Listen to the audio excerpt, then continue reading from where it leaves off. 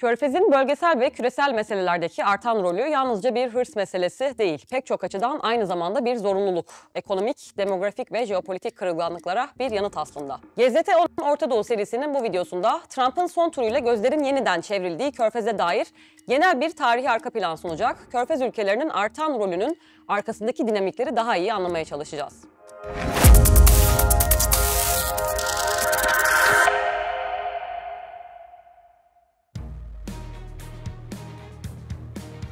Yaklaşık 70 yıl önce Irak'ta görev yapmış ve Körfez'de çokça seyahat etmiş olan İngiliz subayı Stephen Hemsley Longrich çok dikkat çekici bir konuşma yaptı. Konuşmasının başlığı Arabistan'ın sıvı altınıydı. Tahmin edileceği üzere petrolü kastediyordu. Bu konuşmada Longrich aslında fazlasıyla bariz bir gözlemde bulundu. Hayatında bir kez dahi bir Körfez ülkesine adım atmış herkesin fark edebileceği bir gözlemde. Körfez bir çöldür ve bu çok basit temel coğrafi gerçek bölgenin siyaseti, ekonomisi ve kültürü üzerinde çok belirleyici etkiler bırakmıştır. Longrich bu etkilerden biri olarak çölün Körfez için yabancılara karşı birincil savunma hattı işlevi gördüğünü söylüyordu. Başka bir ifadeyle sert kış Rusya için ne demekse çöl de Körfez için o demekti. Longrich'ten Arabistan ikliminin ve coğrafyasının değişmez ve sert gerçekleri tarih boyunca onun savunması olmuştur. Arapların topraklarına uzun süreli veya ciddi bir şekilde göz koyan olmamıştır. Bu ülke kuraklığı, sıcaklığı, tozu ve çölü nedeniyle genellikle istenmeyen bir yer olmuş. Bu da onlara bir tür güvenlik sağlamıştır. Hatta en verimli Yemen'de dahi tüm istilacılar aynı ölümcül karşılamayla yüzleşmiştir.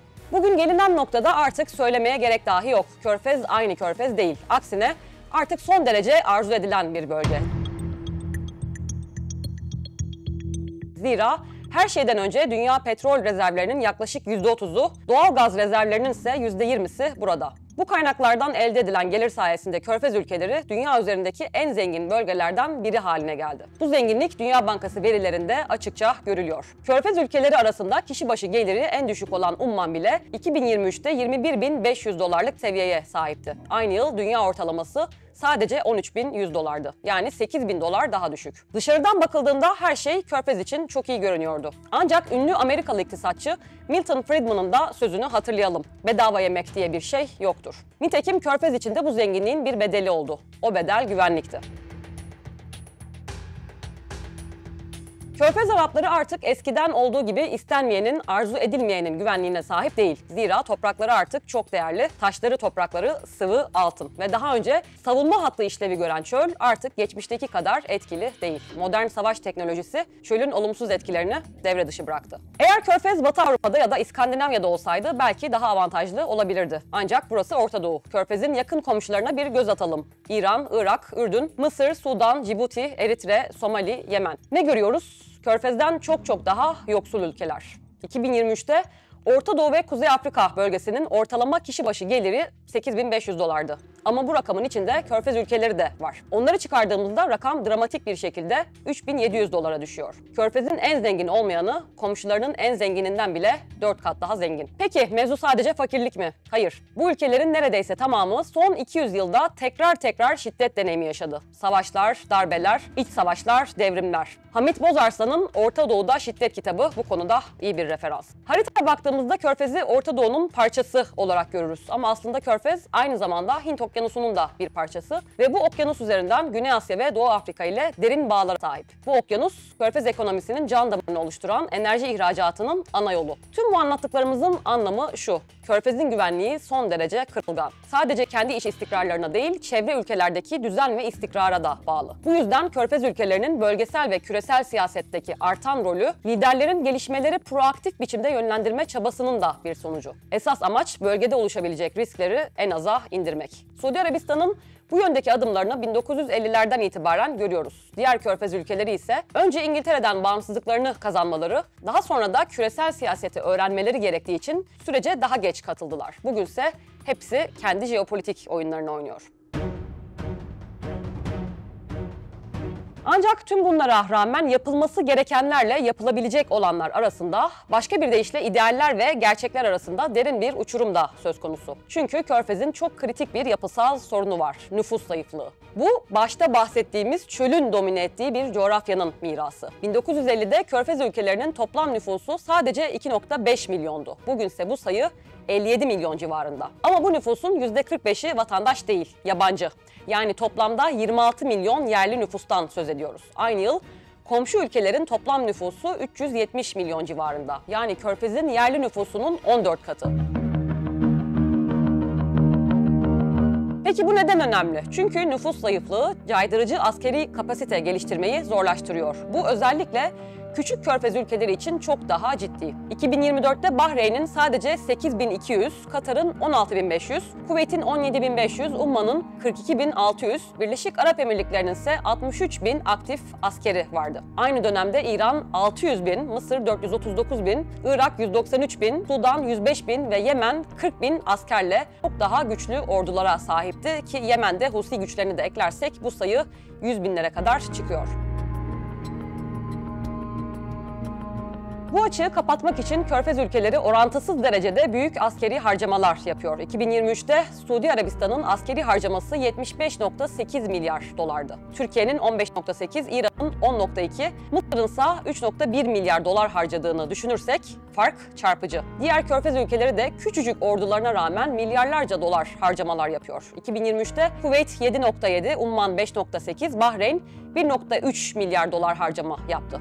Katar ve Birleşik Arap Emirlikleri için 2023 yılına ait veri yok. Ancak Katar 2022'de ordusuna 15.8, Birleşik Arap Emirlikleri ise 2014'te 22.7 milyar dolar harcadı. Ancak tüm bu devasa harcamalara rağmen orduların etkinliği tartışılır. Global Firepower 2025 yılı verilerine göre 2024'te dünyanın en güçlü orduları sıralamasında Suudi Arabistan 24. sıradaydı. Türkiye'nin 9, İran'ın 16, Mısır'ın 19. sırada olduğunu göz önünde bulunduralım. Diğer Körfez ülkeleri ise çok daha alt sıralarda. Birleşik Arap Emirlikleri 54, Katar 72, Kuveyt 79, Bahreyn 81, Ummansa 82. sırada. Kısacası Suudi Arabistan hariç Körfez ülkelerinin caydırıcı bir askeri gücü olduğunu söylemek zor. Bunu en acı şekilde 1990'da Irak'ın Kuveyt'i birkaç saat içinde işgal etmesiyle gördüler. Ardından ABD'den yardım istediler. O tarihten itibaren tüm Körfez ülkeleri ABD ile ikili savunma anlaşmaları imzaladı ve ülkeye üsler tahsis etti. 2024 itibarıyla Körfez genelinde ABD'nin 16 askeri üssü bulunuyor.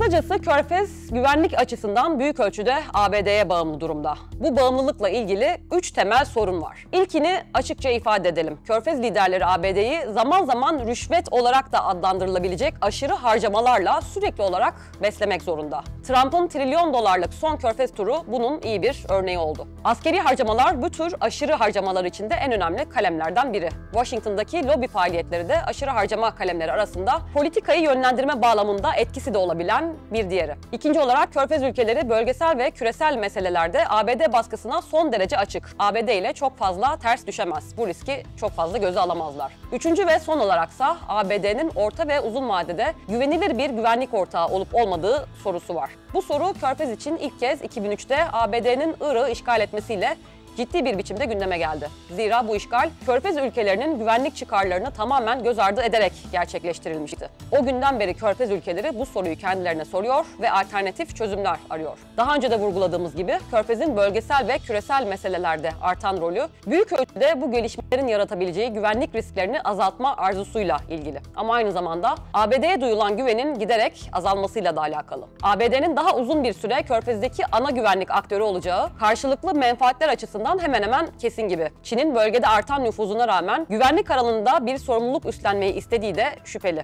ABD'nin güvenlik şemsiyesi altında ancak başka aktörlerle de ilişkilerini çeşitlendiren, herhangi bir tercihe zorlanmadan kendi menfaatlerini önceleyen bir Körfez, küresel sahnede son yıllarda artan rolünü daha da pekiştirerek devam ettirecek gibi görünüyor.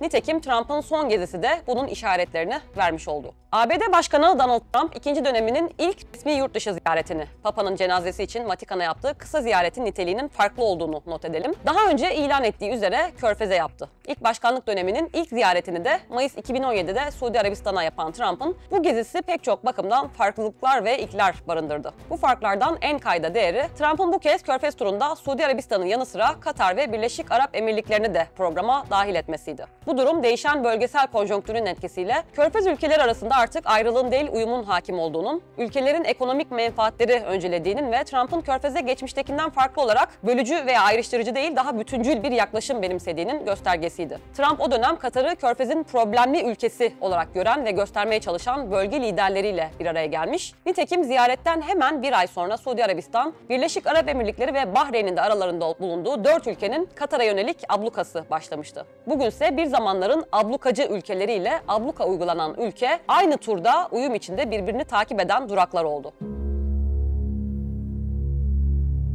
Trump'ın bu Körfez turu beklendiği gibi bol sıfırlı, bol dolarlı anlaşmalarla tamamlandı. Daha önceden yapılmış eski anlaşmaları da içeren bir miktar da şişirilmiş rakamlar geziye damga vurdu. Trump ilk durağında Suudi Arabistan'ın ABD'ye 600 milyar dolarlık yatırım taahhüdünü duyurdu. Bunun 142 milyar dolarlık kısmının Washington'ın bugüne kadar yaptığı en büyük savunma işbirliği anlaşması olarak nitelendirilen savunma anlaşması olduğu kaydedildi. Anlaşma hava ve füze savunması, hava kuvvetleri ve uzay teknolojilerinin geliştirilmesi, deniz güvenliği ve iletişim gibi alanlarda çeşitli Amerikan savunma şirketleriyle yapılan anlaşmaları içeriyor. Son yapılan anlaşmalar Suudi Arabistan'ın uzun bir süredir ilgi duyduğu bilinen Lockheed üretimi F-35 savaş uçaklarını satın almasına izin verilip verilmeyeceğine dair net bir ifade yer almadı. İsrail'in uzun yıllardır sahip olduğu F-35 savaş uçaklarına Körfez ülkeleri de talip. Şayet ABD bu satışa onay verirse, Suudi Arabistan İsrail'den sonra F-35 savaş uçaklarını kullanan ikinci Orta Doğu ülkesi olur. Suudi Arabistan hali hazırda ABD silahlarının en büyük müşterisi. Trump 2017'de ilk başkanlık döneminde de Suudi Arabistan'a yaklaşık 110 milyar dolarlık silah satışı önermiş. Ancak Suudi gazeteci Cemal Kaşıkçı'nın vahşice öldürülmesi sonrası Kongre söz konusu anlaşmaları sorgulamaya başlarken 2018 itibarıyla yapılan satışların yalnızca 14,5 milyar dolarlık kısmı uygulamaya geçebilmişti. Biden yönetimi İsrail ile ilişkileri normalleştirmesini öngören daha geniş kapsamlı bir anlaşmanın parçası olarak Riyad'la kapsamlı bir savunma paktı imzalamaya çalıştı. Ancak bu girişim şu ana kadar başarısız oldu. Trump, Suudi Arabistan'dan sonraki ikinci durağı Katar'da da ülkeyle en az 1,2 trilyon dolar değerinde ekonomik hacim yaratacak bir anlaşmaya imza attı. Katar'ın ziyaret kapsamında Trump'a hediye ettiği 400 milyon dolarlık Boeing 147-8 uçaksa kamuoyunda ciddi tartışmalara yol açtı.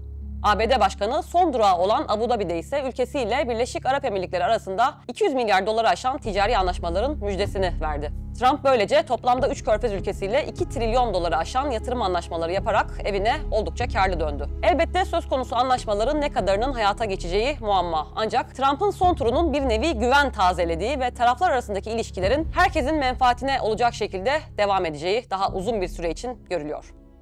Körfez'in bölgesel ve küresel meselelerdeki artan rolü yalnızca bir hırs meselesi değil. Pek çok açıdan aynı zamanda bir zorunluluk. Ekonomik, demografik ve jeopolitik kırılganlıklara bir yanıt aslında.